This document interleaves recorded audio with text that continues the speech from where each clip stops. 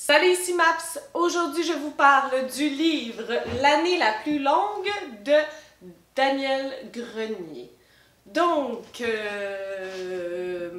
premièrement, la couverture, je vous dirais qu'elle me parle un peu moyen.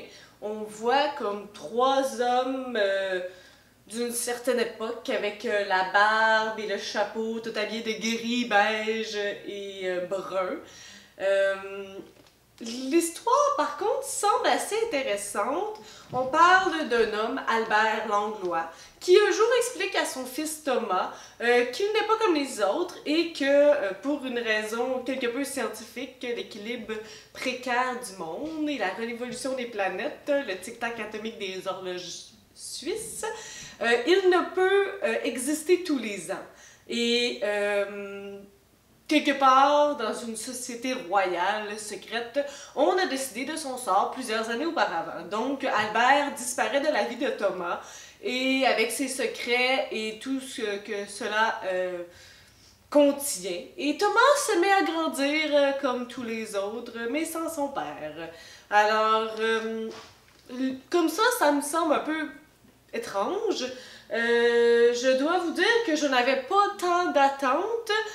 C'est sûr que ça a un petit volet mystérieux, parce qu'on se demande pourquoi il ne peut pas vivre tous les ans, peu importe. Et donc, c'est dans cette lignée que j'allais. Donc, j'ai commencé la lecture de ce livre-là. Au début, nous suivons ce jeune Thomas qui a une dizaine d'années et que son père vient de quitter. Et jusqu'à la moitié, c'est quand même intéressant. On suit que la vie de Thomas et où il va par la suite, qu'est-ce qui s'est passé avec sa mère aussi. Il rencontre ses grands-parents. Ça se lit très bien jusqu'à la moitié du livre. Et là, on commence à suivre Albert et on commence à suivre Aimé Langlois, qui est comme le grand-père d'Albert. Et là, oh my God, que ça devient d'une longueur et sans intérêt.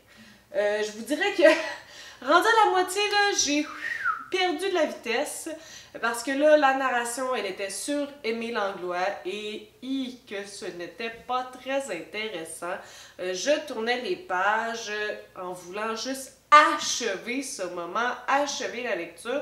Je me demandais où ça s'en allait. L'histoire de Thomas, on dirait qu'on avait un bon fil conducteur, mais l'histoire d'Aimé puis de Albert, là, n'importe quoi, là, je savais pas où ça s'en allait. Là, est-ce qu'on va savoir pourquoi il peut pas exister tous les ans? Mais on le sait un peu au début, mais comme c'est un peu loufoque.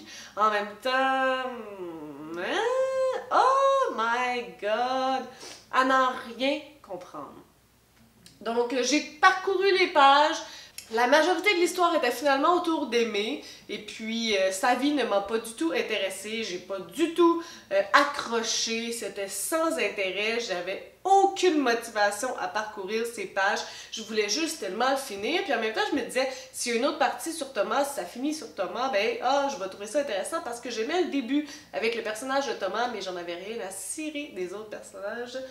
Finalement, oui, on retourne éventuellement vers Thomas, quoique un peu plus intéressant, c'était pas la fin du monde, et puis ça finit comme...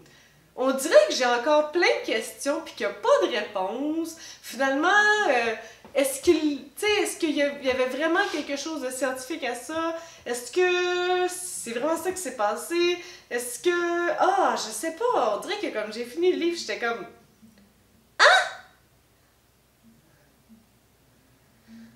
Donc, c'est ça, c'est de même que je me sens. Pour moi, ça vaut comme une étoile, j'ai pas eu de plaisir, malgré mon épisode avec Thomas du départ que j'ai apprécié. Ça a tombé comme ça, j'ai pas réussi à garder mon intérêt, j'avais vraiment aucune motivation à continuer ça. Ça me parlait pas. Il y avait des enjeux, puis j'étais comme nullement intéressée, indifférente. On dirait que j'ai tourné les pages sans lire, puis je comprenais pas ce qui se passait, je voyais pas le but.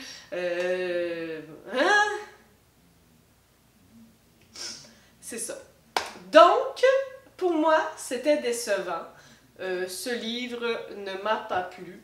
Je ne crois pas que c'est relié à l'auteur parce qu'il y a des moments, comme je n'arrête pas de le dire, comme le début, où j'étais intéressée et où il y avait de l'action, qui se passait des choses, que c'était intéressant. Donc je ne pense pas que c'est lié à l'écriture. Je pense vraiment que c'est lié à l'histoire. Peut-être aussi un peu au but, tu sais, où que ça s'en va, la direction, la ligne directrice. Pour moi, elle était très floue. Et pourtant, au départ, elle était claire, qu'on voulait savoir pourquoi elle ne pouvait pas vivre à chaque année. Puis, en tout cas, il y a une intrigue un peu autour de tout ça, dont je ne veux pas vous dévoiler si vous décidez de le lire quand même. Parce que, tu sais, peut-être que vous allez aimer ça. Il y a des gens qui ont aimé ça dans leur vie. C'est pas parce que moi, que je n'ai pas aimé ma lecture de ce livre que tout le monde va détester ça. Ce n'est pas vrai et je ne le crois pas. Mais je n'ai pas eu de plaisir. Je crois que c'est dû à l'histoire et non à l'auteur. Peut-être que je vais me réessayer un jour pour cet auteur. Je sais même pas s'il a fait d'autres ouvrages, mais sûrement. Et puis, là, je me rends compte que c'est son premier roman de 2015. 2015? Donc, ça se peut qu'il n'y ait pas d'autre chose pour l'instant, mais pour moi, c'était décevant. Je suis désolée. J'ai pas eu de plaisir. J'ai tourné les pages comme un robot et aujourd'hui, ben, je me sens pas plus heureuse de l'avoir lu. Alors, un peu perte de temps pour moi. Sur ce, si vous avez des suggestions, des critiques, des commentaires, vous pouvez toujours faire en dessous de ma vidéo. Je fais des vidéos tous les 3 jours, donc vous pouvez vous inscrire à ma chaîne parce que ben, vous allez voir du contenu peut-être qui vous intéresse. Et peut-être que vous allez voir des suggestions qui vous intéressent ou éviter de lire des choses qui ne vous intéresseraient pas si vous avez un peu les mêmes goûts que moi. Sinon, ben, ça se peut que vous tripiez sur ce livre-là, mais dites-moi donc ce qui vous a fait triper. Sur ce, je vous souhaite de bonnes lectures.